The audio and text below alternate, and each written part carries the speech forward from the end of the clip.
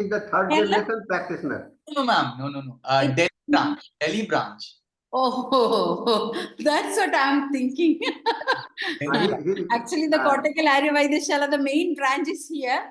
Yeah. So, Dr. Anjani, sir? Dr. Avi is a third generation homeopathic father.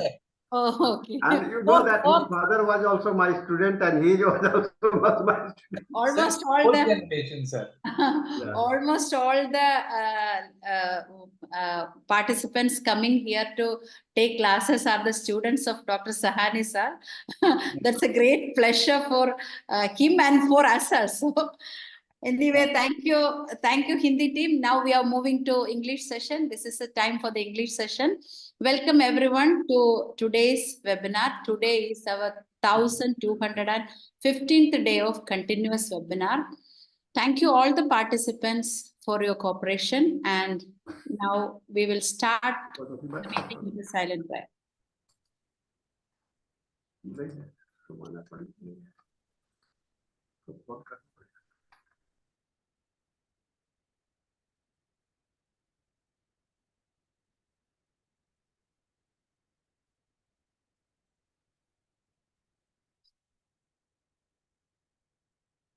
Welcome once again. Thank you all the participants for joining with us. And today's our guest is Dr. Sumana Kumari Panda. She's MD in homeopathy. She's a district homeopathic medical officer in Cuttack, and she has 35 years of experience in treating chronic diseases, especially in obstetrics and gynecology cases and palliative care of cancer cases, and 18 years of teaching experience in Materia Medica in Abhin Chandra Homeopathic Medical College, Bhubaneswar, and she has experience in research work. She worked as a principal investigator and collaborative research product under CCRH, and she worked as a resource person in various trainings, skill development programs, scientific paper presentation, and publication at national and international seminars. And she got many awards like Best Homeopathic Doctor in Odisha, Best Homeopathic COVID Warrior, Best Woman Social Worker, and she got International Presidential Award in 2018. Today's her subject is homeopathic approach to infertility due to blockage of fallopian tube. And I'm welcoming Dr. Sumana Kumari Panda to our session. Thank you, madam. Thank you. Dr. Anjali, you have to make her the co-host. Okay, sure. DHMO Cuttack Circle Cuttack. This is the name she has. Okay. You have to make her the co-host. Okay.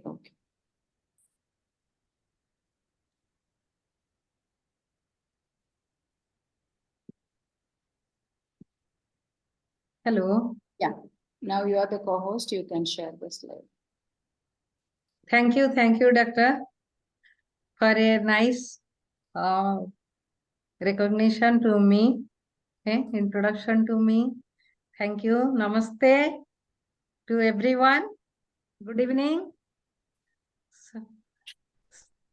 Sahani sir, pranam.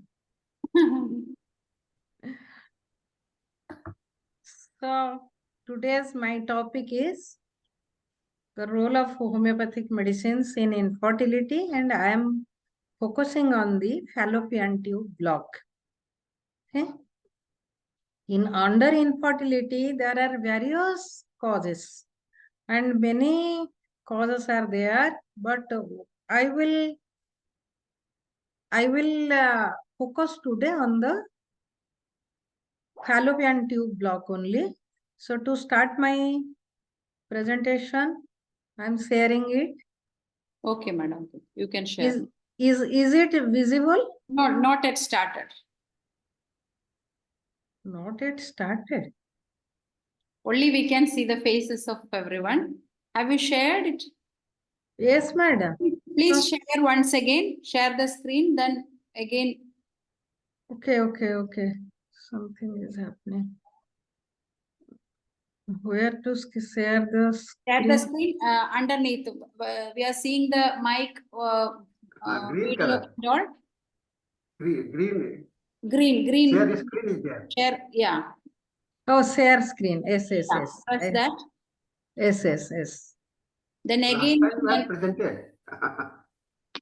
And now I will click on share. yeah, again you have to click on share. After the, yeah. Now it has come. Now start. Now Now you started. select your topic. Yeah, Select your, yes. Acha. Hmm. Is it visible now? Yeah. It's visible. Visible. Okay. So I am going to slideshow.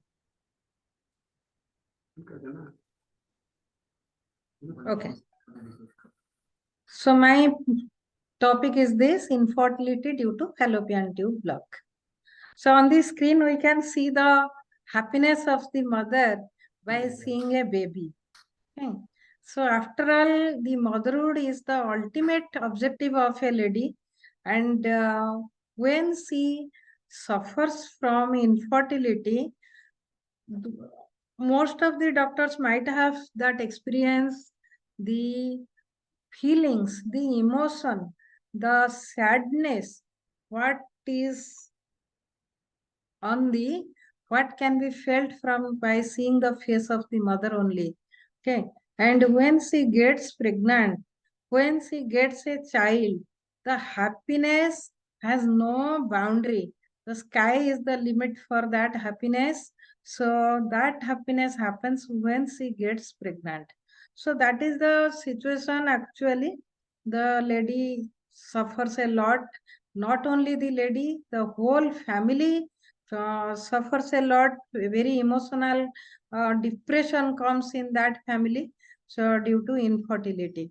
So if we can help them by our science through homeopathic medicine, that's a great gift to the society. That's a great service to the society from our side. Okay. What is my feelings? I am sharing that. So motherhood, all love begins and ends there. Infertility. What is infertility? According to WHO, no conception after 1 year of unprotected coition. The unprotected, after 1 year of unprotected coition, if the lady is not conceiving, then we can take it as infertility, which is applicable. Why this definition is applicable in research among different disciplines.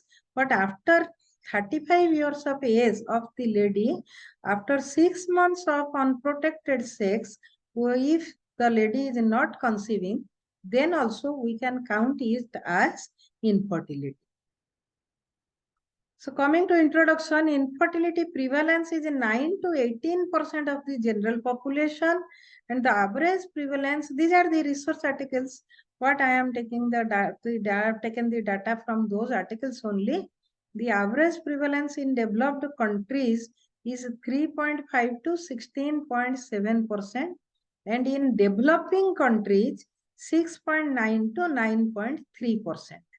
In developed countries, why the prevalence rate is more? The assumption, we can take the criteria, the predisposing factors like the mental stress is more in developed countries. The lifestyle is not so good. The diet habit is not so good. The sleep habit is not so good. And the mental worries are much more. So those are those contribute towards the imbalancement of the hormones, which may develop.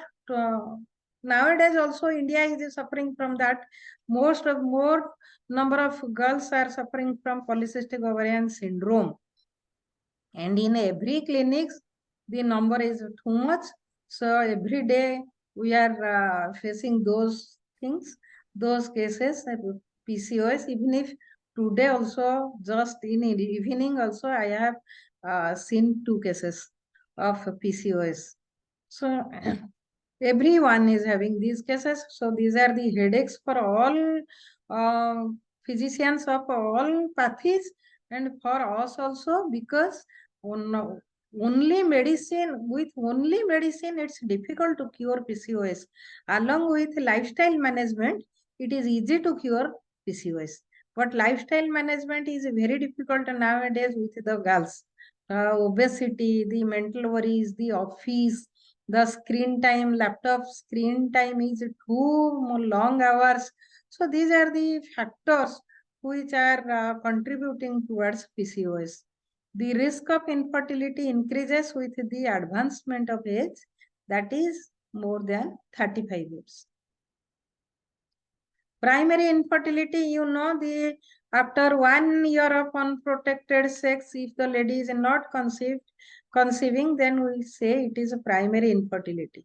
Secondary infertility, the lady had a conception, might be the productive or the missed abortion, anything, but she has conceived in past.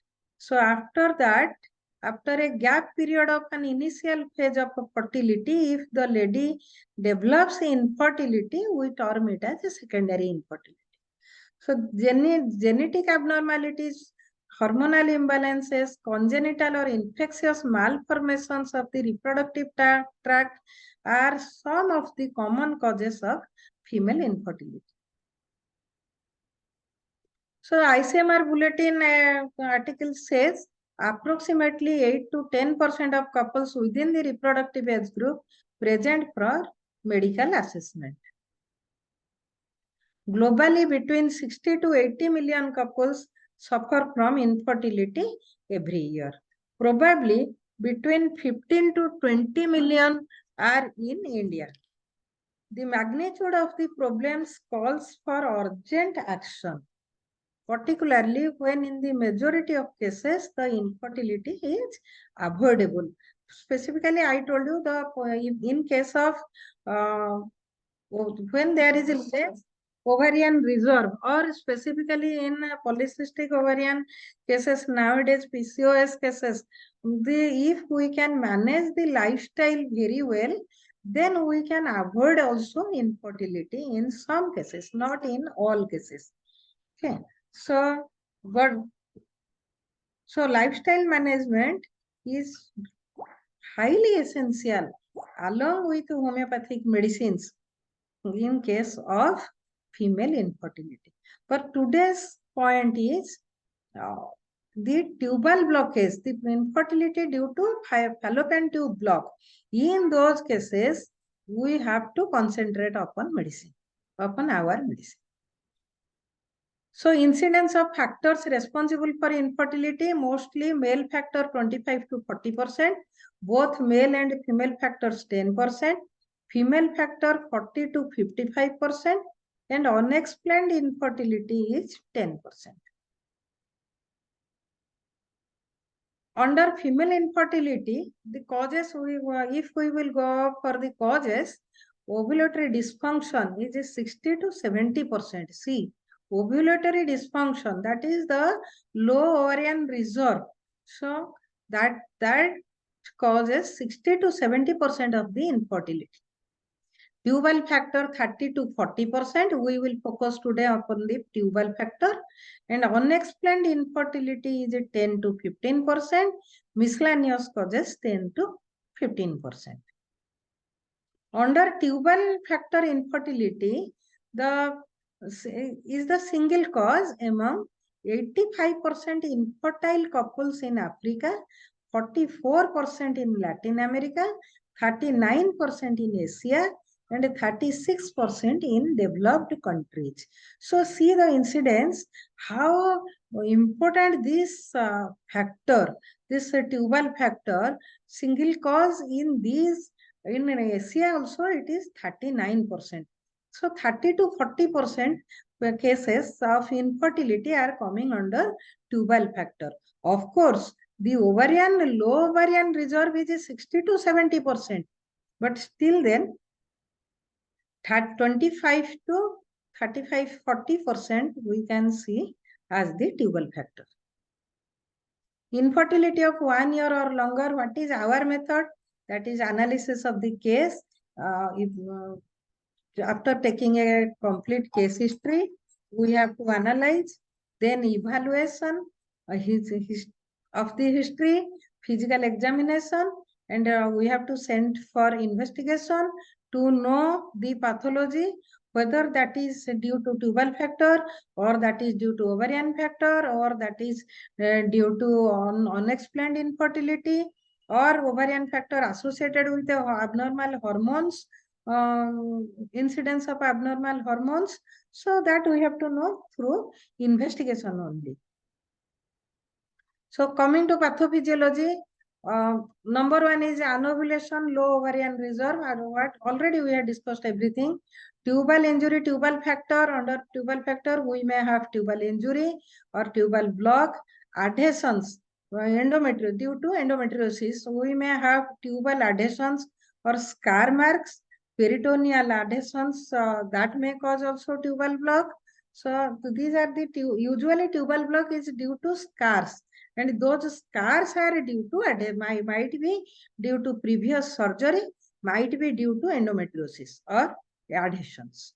And the infertility only due to endometriosis without tubal block, we may have also endometriosis, and we may have the male factors, abnormal structure of a genital tract, abnormal shape, strength of the sperms, and abnormal number of the sperms. So not only the number.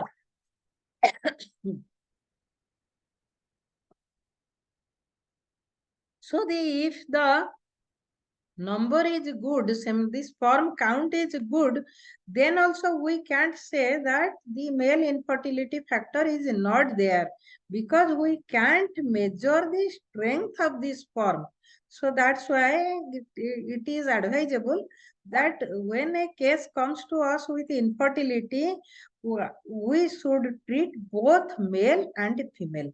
So might be the male might be the normal sperm count, but still then there might not be any genital tract structural abnormality, but still then we can't measure the strength of the sperm to rupture the ovum.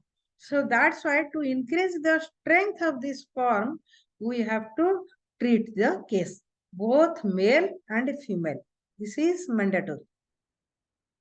Then conditions such as immunologic aberrations, infections, and serious systemic illness.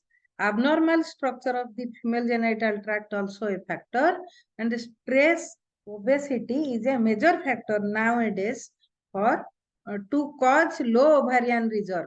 And low ovarian reserve also causes stress and obesity, and stress and obesity also causes low ovarian. This is both way. Okay, so these are the pathophysiology of infertility in brief. So coming to the fallopian tube block, tubal factor. So tubal factor, under tubal factor, usually due to STIs cause approximately 70 sexually transmitted infections, cause approximately 70% of all pelvic inflammatory diseases or PID cases, which often result in tubal damage. Primary infertility may happen due to this, or secondary infertility also happens with previous past history of any pelvic surgery. The previous pelvic surgery may contribute towards secondary infertility due to fallopian tube block. I will show you a case afterwards. This is the factor, secondary infertility due to fallopian tube block, where the past surgery, pelvic surgery, was the cause.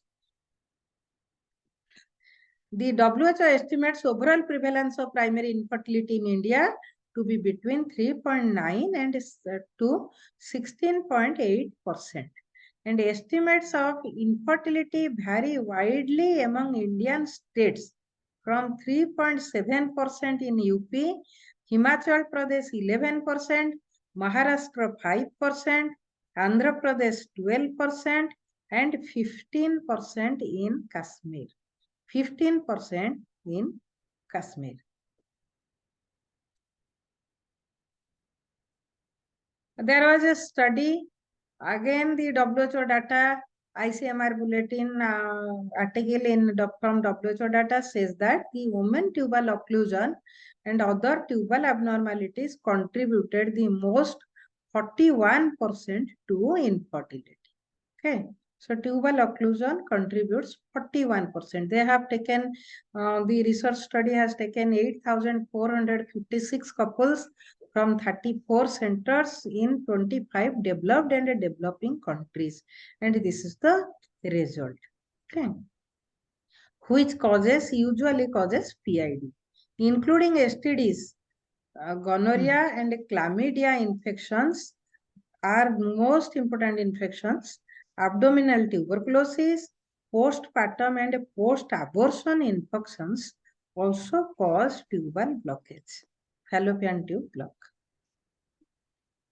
The mean age, another study in Mysore, India conducted, and upon primary infertility, the study concluded that the mean age of the woman was 25.9 years, rather age ranging from 16 to 30 years. And the primary infertility was 12.6%. Okay. And most of the primary infertility, the cause was HSV2, herpes simplex virus 2 seropositivity was there. The cause was there. So potential causes of blocked fallopian tubes are current history of STD infection, specifically due to chlamydia or gonorrhea. Chlamydia contributes a lot. And history of uterine infection caused by an abortion or miscarriage. After miscarriage, suppose the lady suffered from incomplete abortion. Again, then she went for a termination, D&C, dilatation and curettage. So in that OT, through instrument, the chlamydia or gonorrhea might have introduced inside the uterus and subsequent inside the pelvis and subsequently going to fallopian tube, that may cause the fallopian tube block. Okay. So history of abortion or miscarriage, history of complete abortion will not cause the fallopian tube block. But most of the infection terminations are, miscarriages are incomplete abortion. So in case of incomplete abortion, when the lady is admitted in the hospital, and in that hospital she invites this infection to cause fallopian tube block. So history of a ruptured appendix, again the same case, from the operation theater only the infection comes. Previous ectopic pregnancy, again the same thing, from after surgery from the OT only the infection comes, and or prior surgery involving the fallopian tubes, that is the endometriosis, due to endometriosis, that may have caused fallopian tube block. Otherwise, the repeated STDs, sexual transmitted diseases, or repeated UTIs due to STDs, chlamydia or gonorrhea, may cause fallopian tube block. So this is the hystosalpingography report of a patent fallopian tubes. You can mark that in left side a dye is introduced, and that and the X-ray radiological photographs are taken after that, and in both the sides, left and right, the dye has come out to the pelvic area, pelvis. This is patent fallopian tubes, because in both the tubes the dye has come out. Here in the these two are the HSG reports of my patients. So this right side is both the spillage to abdominal cavity seen through both tubes, patent both tubes. See, in left side and right side, both the side the dye spillage is there. But in left photograph, you can mark that there is no spillage. Only the uterine cavity is filled up with the dye, and there is no spillage through fallopian tubes. So both fallopian tube blocked in this left picture. So tubal block usually scar tissue, adhesion, endometriosis, damage. Approach by modern medicine: when a patient goes to a allopathic doctor, they go for the diagnostic hysterolaparoscopy for cannulization. They introduce a cannula and rupture the tube, and through that, after that also, the lady conceives in some cases. But after 2-3 months, again the adhesion relapses. Again, we will find 3-4 months after the fallopian tube is blocked. So, if the lady conceives within that 2-3 months, otherwise not. But if not conceived, even if after cannulization, they refer the case for IVF. Okay. So, research studies conducted in Sweden and published in the Journal of the American Academy of Pediatrics show that children conceived using IVF have a higher risk of developing cancer. In fact, IVF has a higher risk of miscarriage, uterine cancer, ovarian hyperstimulation syndrome, secondary infertility, and other complications. So, coming to the homeopathic approach, that is the constitutional remedy. Totality prescription is usually based upon the causation, generals, on any characteristic features. It is not mentioned here. Any characteristic feature might be from presenting complaints, from generals, past history, family history, and basing upon the pathology also. From pathology also, we can find out the miasm, whether that is the psychotic case or a syphilitic case or a tubercular case. So we can find out from pathology also. Sometimes that has also helped me for prescription. So deep acting constitutional remedy not responding, insufficient case history. Again, we have to take the case history, might be noted. So first we have to try with the constitutional remedy. Then if not responding, the intercurrent nosode, again the constitutional remedy. So first case 1. The name was Purnima Samal, and dated approached me on, this is a referred case from a very senior gynecologist, Professor Gynecology.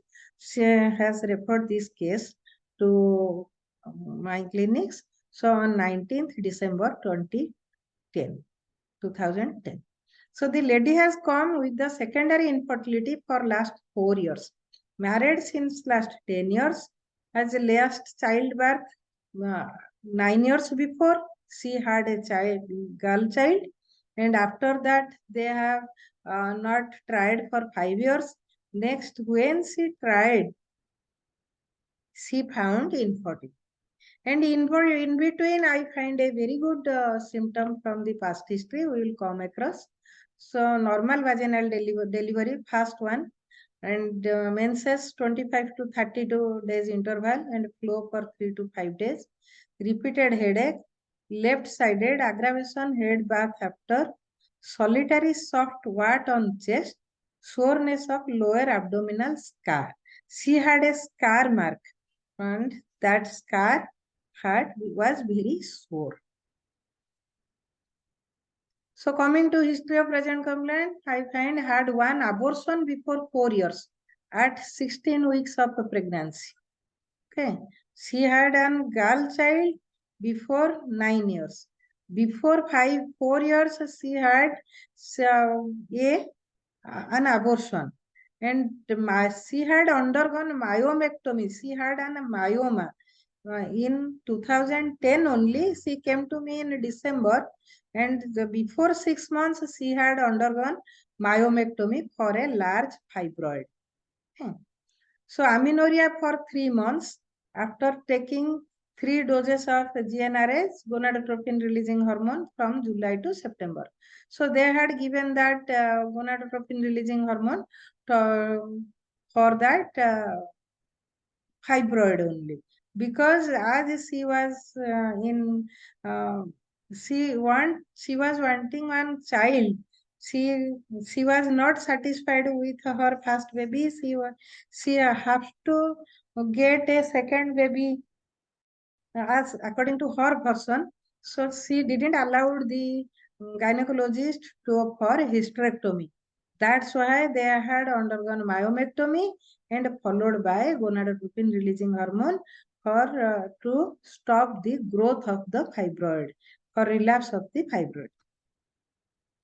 So she had, after September again she tried, but no fertility, twice undergone IUI, so but no conception, and finally advised for IVF, and she denied.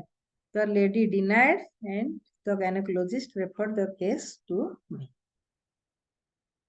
So this is the discharge certificate of her myomectomy in 22nd June 2010. So coming to physical generals, average build, hot patient, susceptible to cold, desire for fatty food, fish and extra salt, sleeplessness due to anxiety. Coming to mental generals, the case took, I had taken this case and I had taken more than 1 hour for this case taking. Okay. So raise, that was not anger, that was raise.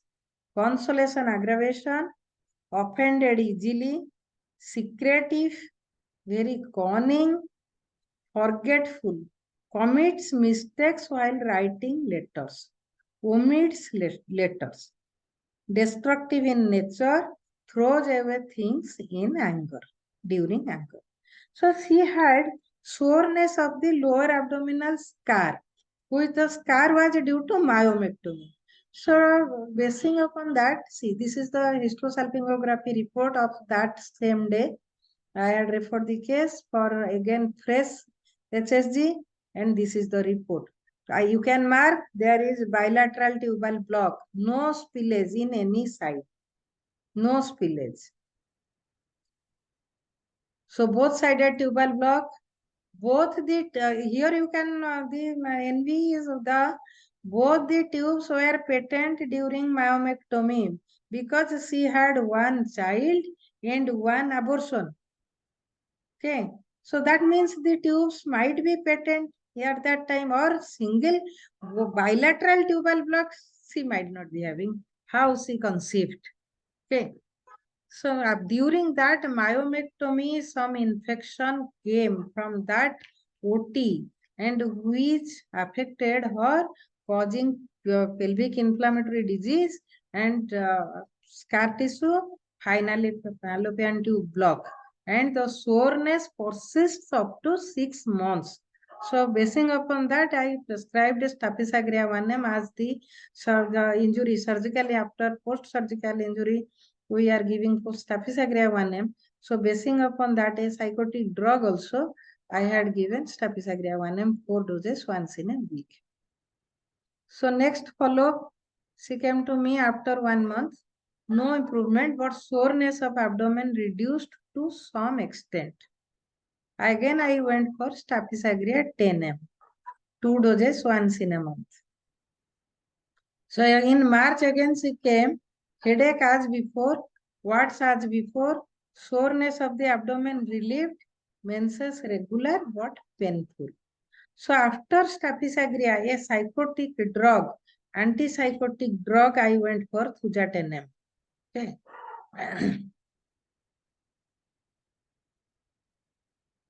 Again in 10th May, 16th May, she came to me, 2011.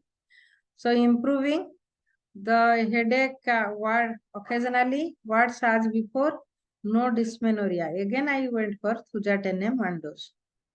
Again, she came after 2 months, she came to me, frequent headache, hemicrania, aggravation before menses and during menses.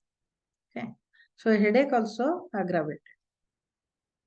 Can't advise to give importance to personality of the patient. So basing upon that, I had undergone again, the mental symptoms were reviewed. So discontented, double plus, with everything, aversion to any enjoyment, thinking something always, thought persistent, I have taken.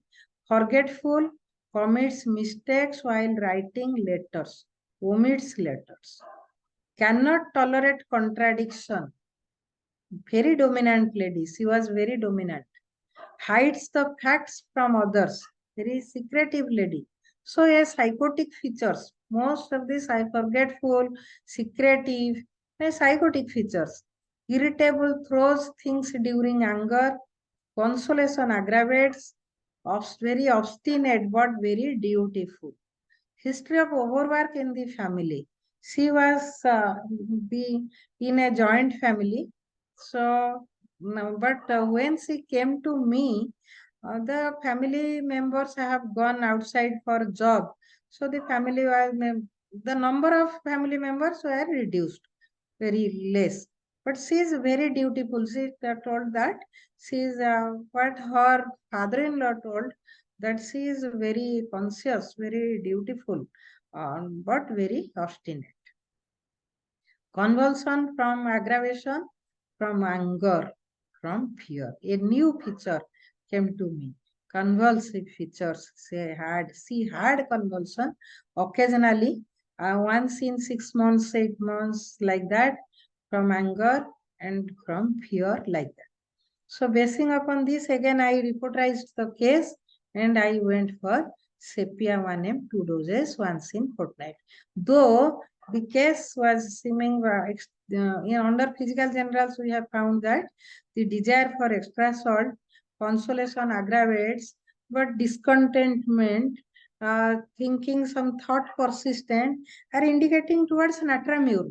But the case here is very obstinate but dutiful. This is also found in an natramure, but convulsion, aggravation, anger, from fear, and headache aggravation before and during menses. So these rubrics I have added and I have gone for the reportization. Here I found sepia. Cold tendency to taking cold aggravation, food and drinks, salty food, sleeplessness due to fear, makes mistakes writing and omitting letters, discontented, displeased, dissatisfied, dictatorial. So these are the rubrics I have taken, and they found the drug, the first drug coming to be sepia. And sepia has also very good impact upon the female genital tract, a psychotic drug, and a very good drug for the adhesion, endometriosis, like that. So basing upon these symptoms, I went for sepia. So next, after 2 months, I think, she came with the fresh. I told her to go for fresh hysterosalpingography report. She brought me this report with, you can mark that the only right cornual, suggestive of cornual block, right side. But in previous hysterosalpingography report, we found that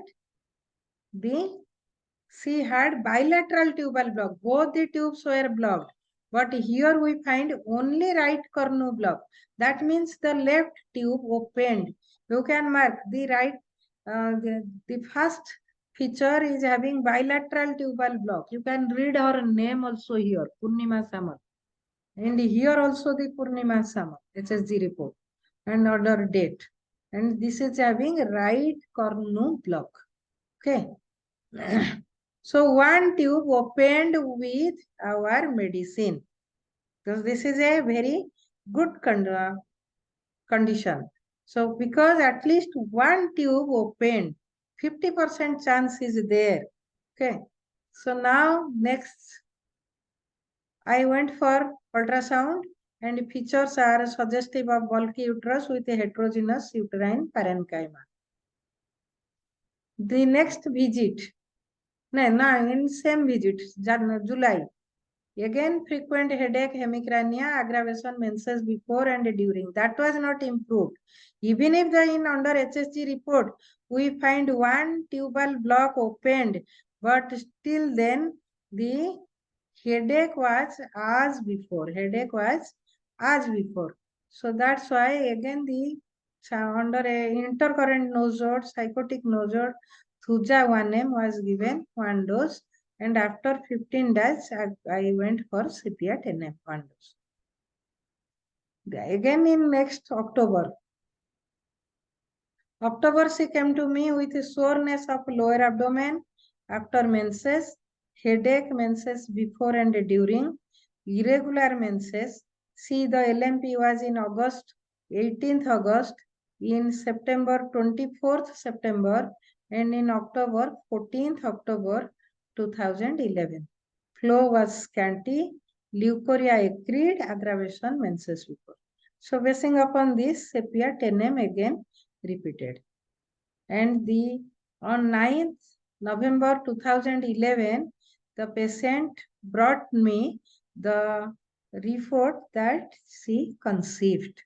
Conception of 6 weeks continuing homeopathic treatment, and the LMP was 9th November 2011. This is the report she brought to me. She was 150 kilometers away, and from Jaspur district, and and she brought me the report of the gynecologist that the G2P1 and 9th November 11 was the LMP, and 16th August 2012 was the EDD. She brought me this report. Next, the ultrasound was done in 21st May 2012. She brought me this ultrasound report, intrauterine single life active fetus of 29 weeks 2 days, pregnancy with a breech presentation. Okay. In August was the EDD, and this is the informed written consent form, which was signed by the patient. Okay. Her attendant, not the patient, her attendant is with me. Now also it's with me. So this is a discussion. Coming to the discussion, prescription based on causation, staphysagria, pathology, psychosis, next Thuja, totality. So psychosis, again the intercurrent Thuja and a sepia. So this is the first case. We will go hastily. These are the symptoms of PID. A second, see the miasm, if we are taking the miasm, PID plus STI is psychotic, PID plus PID inflammation due to causes other than STIs is SORA, block after trauma is SORA, long trauma, if there is a scar, we can take psychotic miasm, with endometriosis adhesion, we can take psychotic, and with a damage, we can take syphilis. With a history of repeated miscarriage, we may take case might be psychosis, might be syphilis, might be psychosyphilis. With a history of ectopic gestation, psychotic, PID plus tubercular symptoms, we can take it as a tubercular miasm. So this is the analysis of the miasmatic analysis of the fallopian tube block. To cure a disease, Dr. J.C. Burnett has told that to cure a disease by remedies, the remedy must stand in some relationship to the disease process itself, no matter whether the symptoms reveal the process or not. If the symptoms spell out the morbid process, the symptoms suffice. So soric generals usually suffice soric pathology, psychotic generals usually suffice psychotic pathology, and syphilitic generals usually suffice syphilitic pathology. So case 2, second case. The time is short, I will go fast. Second case is 5th of February 2010, a case of primary infertility of 5 years. And this is also a referred case from a professor gynecology. So the periods was very irregular, red fluid blood, dysmenorrhea, aggravation menses before, but relieved during menses. Leukorrhea white, thin, aggravation before menses. Acne on both cheeks, aggravation before menses. Coming under physical generals, lean and thin, black complexion, desire salty, spicy food, fatty, and aversion to milk. Had stool was hard, costive, and painful. This is the case. with very sad face. Coming to mental generals, desires company, a very commanding voice. The girl was a master degree holder, but you can find the dress sense from this. She was a MSc in mathematics, and she was living in a very rural village after marriage, and she has to adjust with her in-laws family, but by nature she was very commanding, self-centered, very industrious, craving for recognition, because the in-laws not allowed her to uh, serve, to go for service. Okay, so that's why she was craving for recognition, but she was not depressed. This is the point. She was not so much depressed. She tried her best, and after 3 years, she came to me and told me that, Madam, I have started my own business. Okay, so that was a good thing with her. Loves others, especially to ladies, very irritable, hasty, restless, cannot tolerate injustice, quarrelsome. Thing. The past history, diarrhea, recurrent fever, family history, mother had cholelithiasis and a PID. So after reporterization, I am a little bit hurried now because time is short. So sulfur with the good number of rubrics came. So I covered 10 rubrics, and with 20 marks, I went for sulfur. So this is the HSG report with left side tubal block. She had, you can mark in the right side the dye spillage is there, but in the left side there is no spillage. So she had left sided tubal block, but the primary infertility of 5 years. Okay. Left sided tubal block, sulfur 1 ml I had given 1 dose once in 15 days interval. Patient is next after 2nd April. Patient was much better, dysmenorrhea relieved, appetite increased, feeling well-being, but no conception. Again, I went for sulfur 10 ml 1 dose, followed by phyton 30. So this is the husband's history. I have taken seminal analysis, cause cells 12 to 15, Kuiper field, and count was 35 million, motility, rapid motility 35%, sluggish 20%. Under physical generals had no complaint. So physical generals susceptible to cold and aversion to milk. So this is the seminal analysis report. The count was less 35 million. And coming to the mental generals, desires to be alone, anger and discontented. Family history, mother had a tuberculosis during pregnancy, during when that boy was inside the womb, so his mother had tuberculosis. So, and treated for tuberculosis. So the mother had prolapsed uterus also, sister had insanity. So basing upon the family history, I went for tuberculinum 10 ml 1 dose once in 2 months and associated with Muria Pama mother tincture 10 drops twice daily. So this is the report, HCG positive. She brought me the pregnancy test positive report on 11th June 2010. Pregnancy test was positive and delivered a normal baby.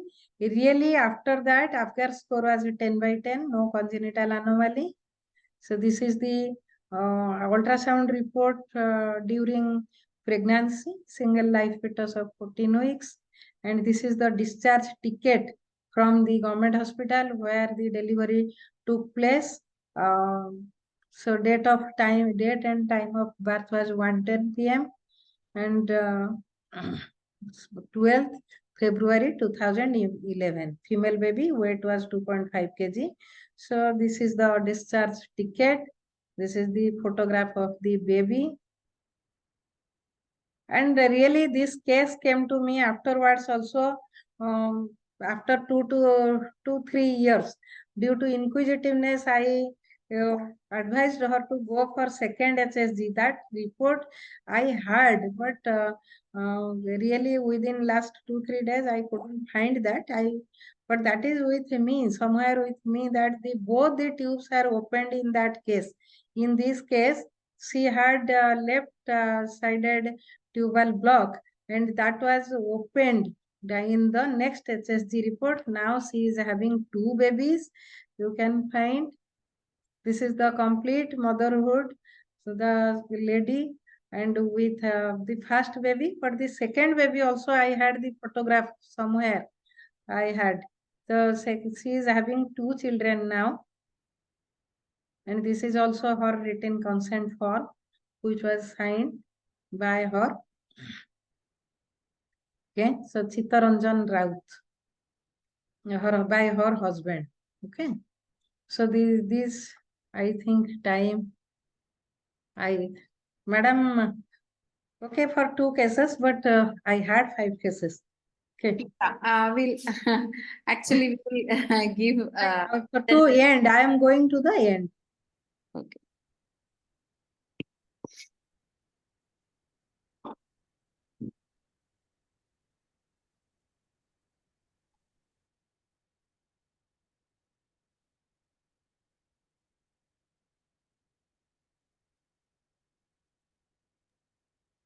So see the treatment plan, psychological interventions, cognitive behavioral therapy. That is in general.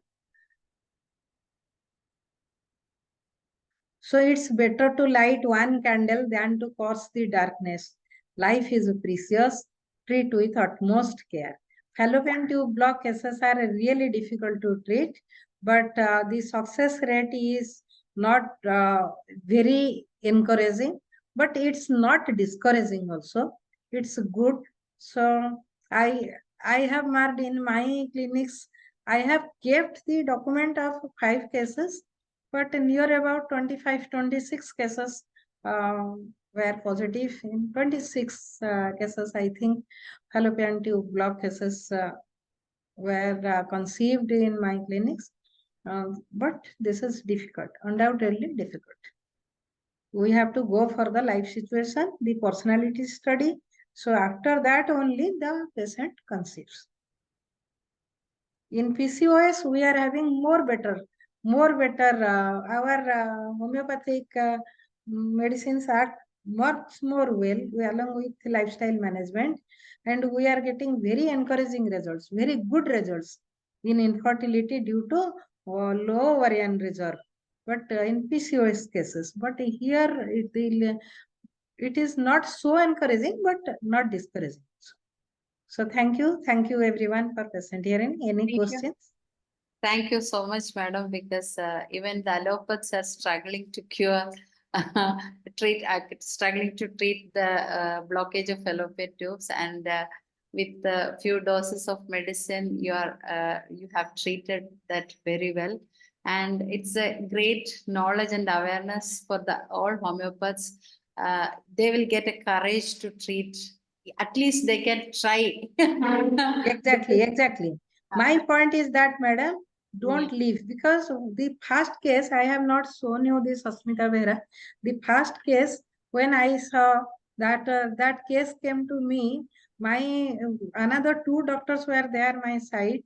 They told me that, madam, leave it. Fallopian tube block, that will not happen. You can't cure it. Only blame. You will be criticized. Don't touch that case. I told them, no, let me see what happens. And that case conceived. After that, I became too much encouraged that yes, I will treat those cases. That was in 2006, I think. 2006. So after that, I started treating, and nowadays also I am getting those cases. Yeah, the first cases you treated well, and you got the confidence to take the cases. That is Exactly. from that. Exactly. From that inspiration, you have gone through all these cases. Yes, yes, yes. Even while sharing your experience, that is a big encouragement for all of us. Actually, you have now you have 3 more cases to present. I think for the next classes, you have to present that cases also. Thank you so much. And the participants, if you have any questions, you can raise your hands and ask question to Dr. Sumana Kumari, madam. Please. No one? Hello? Please raise your hands. I will. And one more thing I wanted to ask you. While taking the case, you Yes. said selfish in nature. Yeah. How you are finding it out? The patient is selfish. Yes, madam. That is very interesting. Actually, no, but if I am selfish, I don't expose in front of you that I am selfish. I will even Yes. No one will express. yeah. No I one don't will even express. know. Many person they are not aware about that they are selfish. Actually, they are selfish. Exactly. Yeah, how you are. Exactly. But by observation, if you are talking to her, 1 hour, 1.5 hours while taking the case, and you are counseling, you are interacting with her husband, with her father-in-law. Her father-in-law had come. Okay, with that. So while interacting, you will be able to know that the lady says that I am not. She will never say that I am selfish. Okay, but how will you know that she is not sharing her? If you are marking that in a same house, the father-in-law has wore the clothes uh, of not that up to mark. Okay, so you will mark that. I have marked. In other cases, I am saying in that case, what I have marked, I have forgotten because that was long ago. Okay. But in other cases, I have marked From that. the relatives, we can get Yes, some. yes. Because she has worn a saree of 3,000, 4,000. At that time, her sister-in-law, her father-in-law has worn a cloth of 400 rupees. Why? Why? She might have given her, no? She might have encouraged her. Like this, many things will come across. That see how what is about the lifestyle. I have to interact from the patient, from her husband, from her father-in-law. If anyone has come separately, not at a time, From I the will not relatives, make them sit. that is true. From the relatives, we can find it. Separately. So from that only we have to take decision that she is selfish. That is true. She is not like them, and she is not sharing her things. Okay. Thank you, madam. Now, Dr. Danesh has raised his hand, and Dr. Danesh, please. Dr. Kumari ma'am, this is really a very good presentation once again from you. Thank you, sir. As you know, the scope of homeopathy in infertility is something great, and we can do a lot of wonders, as you rightly point out. In this case, you presented 2 cases of fallopian tube blocks, and that blocks are really incurable as far as the other system of people are concerned. They usually ask them to do some other means of for the pregnancy, but Exactly. with the homeopathy we can do such wonders. The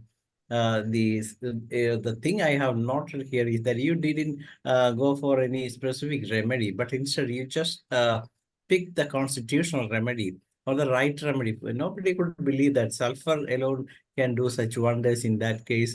Usually people think that some more feminine remedies are required for all those things. But after repertorization, you got the right remedy, sulfur, and you stick on with the sulfur, and then you choose the potency, then you increase the potency to 10. So that's something great because people always try to do change medicine to get some quick result. But you got the result even without waiting for a long time. That itself is the beauty of homeopathy. And because of your No, confidence, no, sir. In bilateral tubal block, she took about 1 year, 2 months, 1 year like that, I think. yes, that is not a long time, because as far as the as you know, only women have only 11 menses. Treating 7 and 8 years, and they're not even getting I have seen very recently. I got a patient. They have 21 years. They are lagging for this result, but they didn't get. They are even the hospital authorities called them and asked them, told them that we will treat you even without money. You can pay only the medicinal money, like that. After So 21 still years the of patient is. Yes, but frankly, if the patient have consulted a homeopath some years back, there she or he could have a family with the children. Unfortunately, they stick on with the same people who cannot do anything other than giving some artificial in some procedures.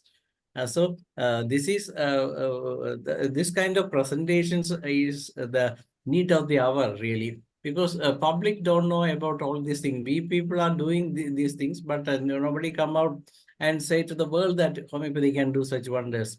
Here in Kerala, we have such a clinic in our government hospitals, and there are more than 2,000 children born in that way.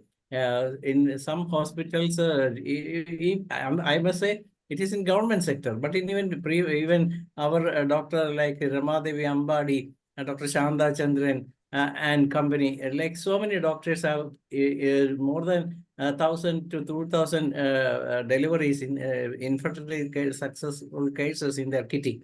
What it is really a revolution as far as homeopathy is concerned in infertility. Here, the government is also giving such publicity for that also. So once the results are coming, I know one of the district president of our Jilla Panchayat got pregnancy from a government hospital where she was not able to get the result from the other system of medicines. So that was a big publicity as far as the person. So this kind of a thing we need to bring to the notice of the public, so that more and more people will know about homeopathy. And there are still some people are saying that homeopathy is a pseudoscience and it has nothing to do with any result, because they are giving only sweet pills and nothing more than that. But it is because of the belief of the person. No, it is that is not the way. It is the scientific city behind homeopathic prescription is the reason for the result. Such wonderful result. You can cheat a person either 1 or 2 times. You cannot cheat everyone at all times. You can cheat people for some times, but not at all times. But since it being a science, we are getting results, and not because of lack of this scientificity.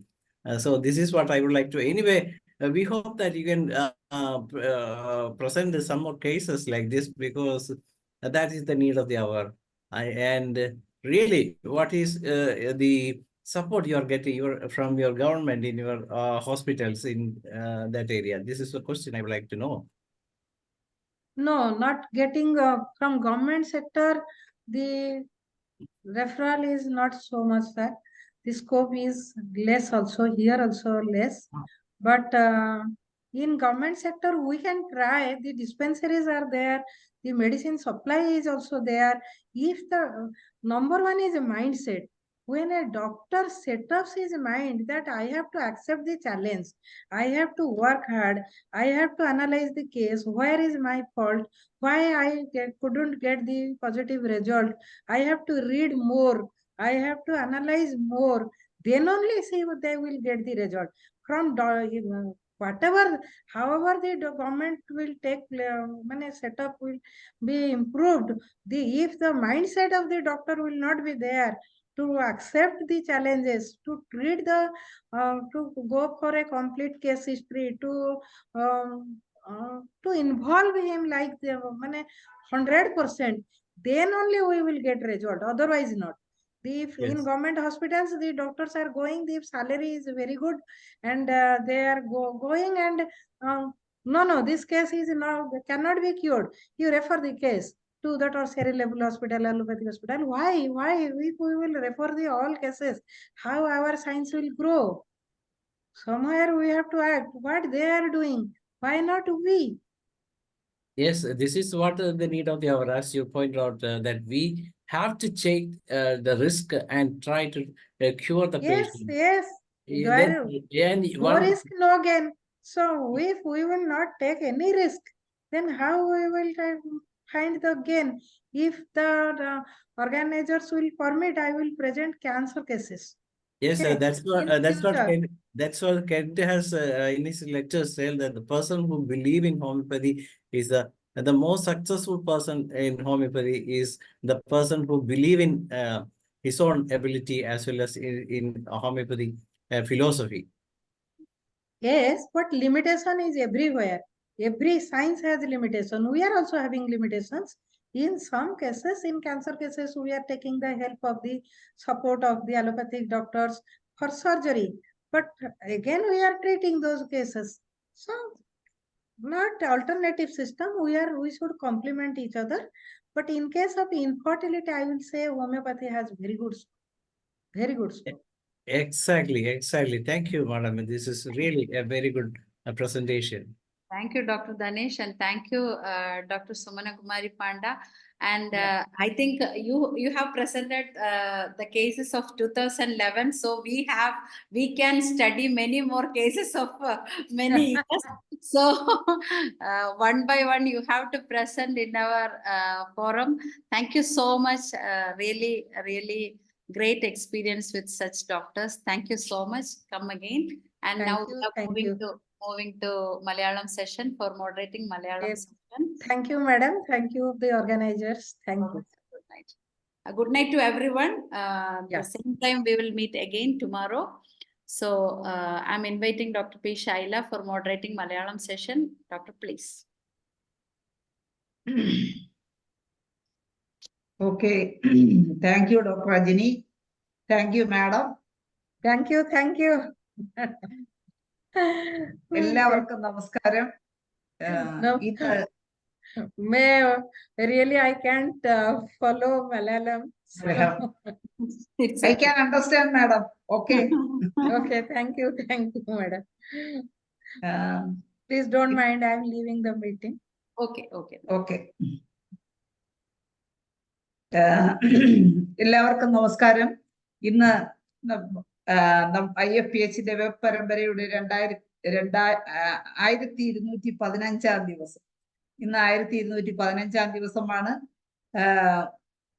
നമ്മുടെ മലയാള സെഷനിൽ കുറച്ച് ദിവസങ്ങളായി പൊതുജനാരോഗ്യ ബില്ലിനെ കുറിച്ചുള്ള ശരിയും തെറ്റും എന്ന വിഷയങ്ങളിൽ ചർച്ചയും, അത് ഹോമിയോപ്പതിയുടെ നയം പൊതുജനാരോഗ്യ ബില്ലിൽ എന്തായിരിക്കണം എന്നതിനെ കുറിച്ച് ക്രോഡീകരിച്ചുകൊണ്ടിരിക്കുന്ന സമയം ഏകദേശം അവസാന ഘട്ടത്തിലാണ്. ഇന്ന് ഈ ചർച്ചയിൽ പങ്കെടുക്കുന്നതിനായി നമ്മുടെ ഈ വേദിയിൽ എത്തിയിട്ടുള്ള എല്ലാ ബഹുമാന്യരായ